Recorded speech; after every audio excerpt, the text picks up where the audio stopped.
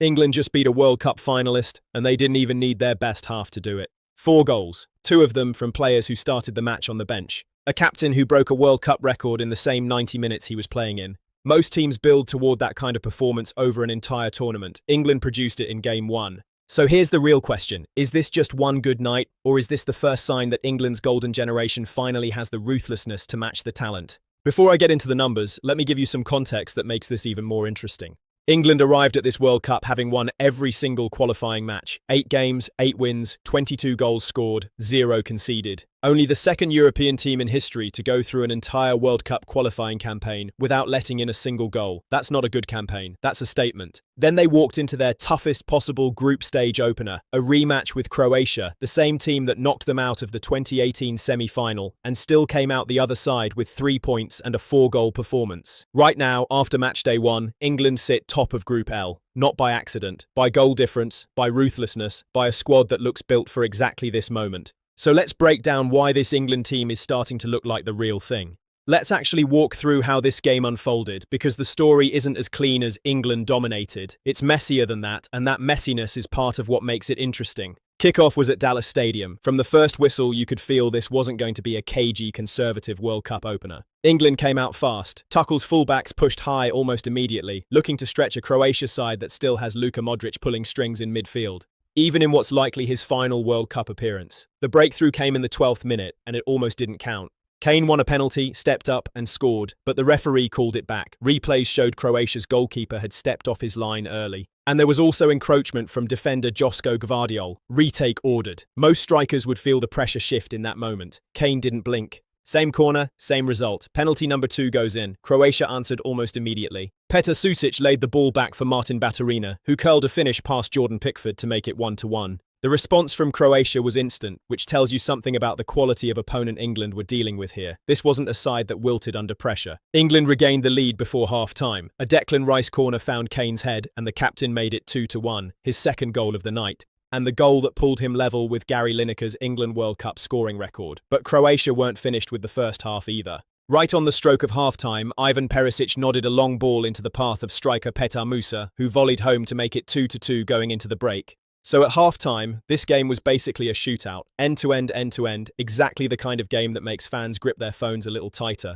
Then the second half happened, and it told a completely different story. 2 minutes after the restart, Jude Bellingham, playing in a more advanced number 10 role, made it 3-2. Just 2 minutes. England didn't come out of the break to consolidate. They came out swinging. From there, England controlled the rest of the match. Croatia's goalkeeper, Dominik Livakovic, had to produce several big saves just to keep the gap at 1 goal. England racked up 22 shots across the full 90 minutes. The 4th goal arrived in the 85th minute, and it's the moment that's getting the most attention online for good reason. Bukayo Saka, on as a substitute, drove at Croatia's tired back line, created the half chance, and slipped it through to fellow substitute Marcus Rashford, who curled it home. Game over, 4-2. Final whistle, England 4, Croatia 2, 3 points. Harry Kane isn't just scoring goals at this World Cup, he's rewriting the record book while he does it. Kane's brace against Croatia took him level with Gary Lineker's all-time record. In the same match, he became the leading penalty scorer in World Cup history, with 5, moving past Lionel Messi. This is also his 3rd different World Cup tournament where he's found the net.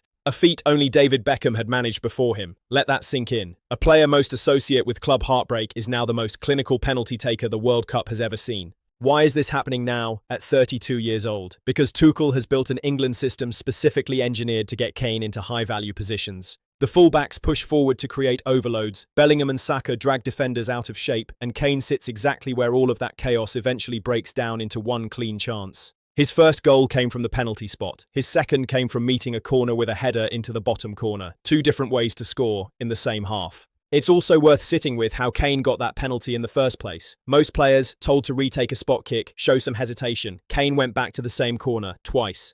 That's not just composure. That's a player who trusts his own process more than he fears the moment. Now, the fair pushback is that Croatia's defence had a poor evening. Maybe this was more about Croatia's mistakes than England's brilliance, but great players don't need their opponent to be perfect to punish them. Kane punished 2 separate mistakes. That's the first part of the picture, but here's where it gets genuinely complicated. The single biggest difference between this England team and previous ones is the bench. England's fourth goal against Croatia came from Marcus Rashford, introduced from the bench, finishing off a move started by fellow substitute Bukayo Saka. Saka drove down the right, dragged the back line out of shape, and slipped the ball through for Rashford to curl home. Two attacking substitutes combining to settle a match. This matters tactically because tournaments are won across 7 matches in summer heat. Tuchel didn't just pick a starting 11, he picked a squad where the bench can change a match. Think about how many major tournaments England have exited because the attacking ideas dried up after the 70th minute. That's been a recurring storyline for almost a decade. A bench combination producing a goal in real time against a genuine contender directly undercuts that storyline in the very first match. The counter-argument is fair. This was one data point. For now, that's true.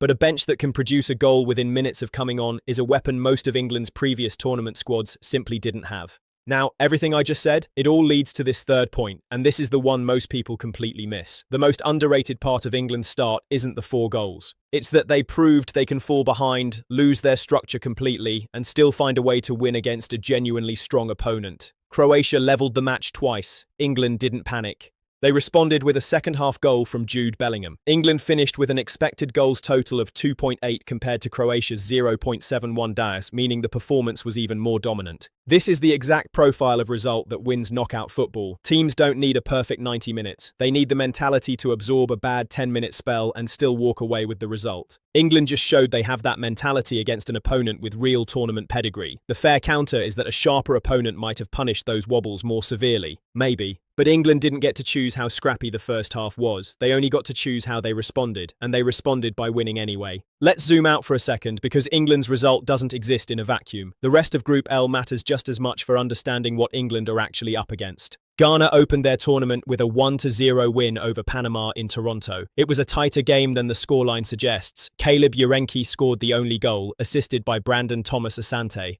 A dramatic, late breakthrough rather than a comfortable result. Panama, for their part, will already feel they let a winnable opener slip away. That result puts Ghana level with England on points, separated only by goal difference, which is why next Tuesday's fixture at Gillette Stadium carries far more weight than the rankings might suggest. Ghana arrive on the back of an underwhelming run, but they've shown in patches that players like Antoine Semenyo can hurt teams in transition. Tuchel said nobody in Group L should be underestimated. He has every reason to believe that. So here's the actual tournament picture. England and Ghana both on 3 points. Panama already needing a response just to stay in touching distance. That's the real context for everything next. England's win over Croatia didn't just earn 3 points. It set the tone for who controls Group L heading into the back half of the group stage. Now let's bring it all together. In my opinion, this is the most complete England squad we've seen at a World Cup in a long time. Not because they're flawless, but because every flaw has been answered immediately. Based on what we've seen, England are top of Group L, their record goalscorer is somehow getting better at 32, and their bench just proved it can win matches on its own.